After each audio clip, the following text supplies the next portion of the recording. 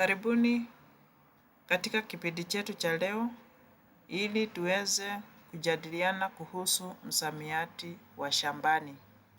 Hii ni mada ambayo tunaipata katika gredi ya 3. Nawasihi tujiunge pamoja ili tuweze kuelewa zaidi kwa njia ya ufupi na kwa njia rahisi vifaa ambavyo vinapatikana mle shambani.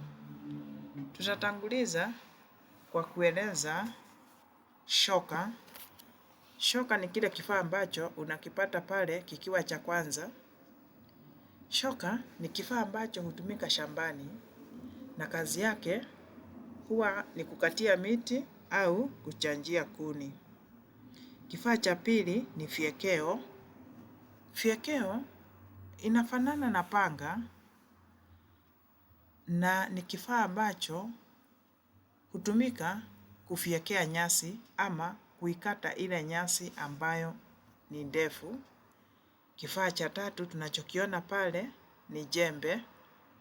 Jembe ni kifaa ambacho kinatumika kulima au kuchimba ardhi na kinafanya kazi kwa kushikwa mkononi.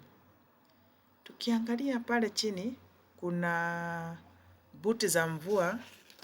Hiyo ni aina ya viatu ambayo inazuia mguu wakati ambapo tunafanya kazi. Kinafuatiwa pale na bwera suti ambayo ni aina ya vazi linalovaliwa juu ya nguo za kawaida.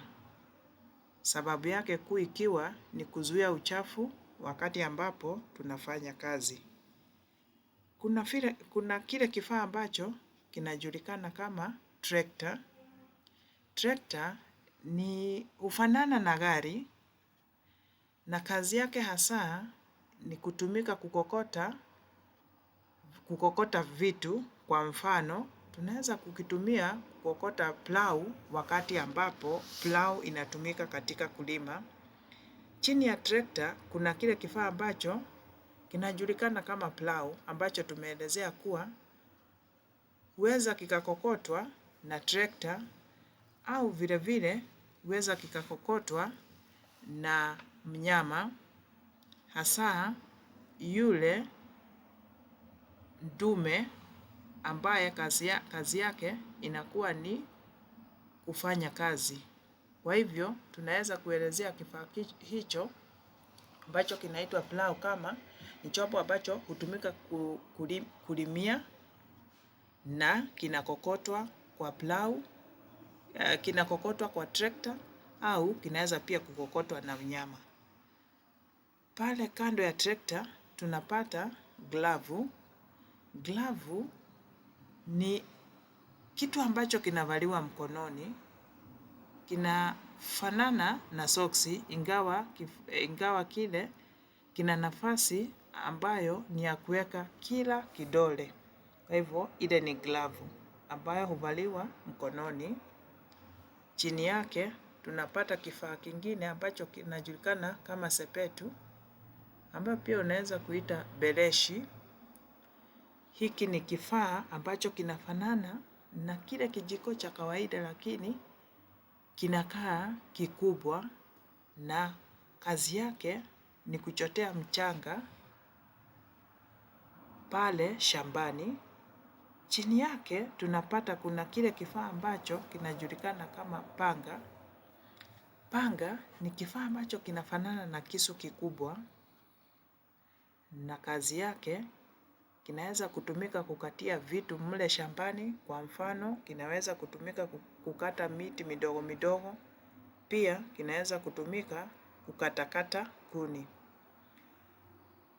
Pale tena tunapata kifaa kingine ambacho kinajulikana kama machaku au kinajulikana kama rato. Hili ni jembe lakini jembe ambalo liko na meno matatu. Hutumika pia katika kuchimbia ama kulimia ardhi. Mwishowe tuna kile kifaa ambacho kinajulikana kama reki. Kifaa kile kinafanana na umma ile ambayo tunaitumia, na kina meno mengi tu, na kinatumika katika kuyaleta majani pamoja. Kwa leo, hivyo ndivyo vifaa vya shambani ambavyo tutaviangalia. Nataraji kuwa umejifunza, na naomba tuendelee kujiunga pamoja ili tuendelee kujua zaidi kuhusu somo letu tunalolipenda la Kiswahili.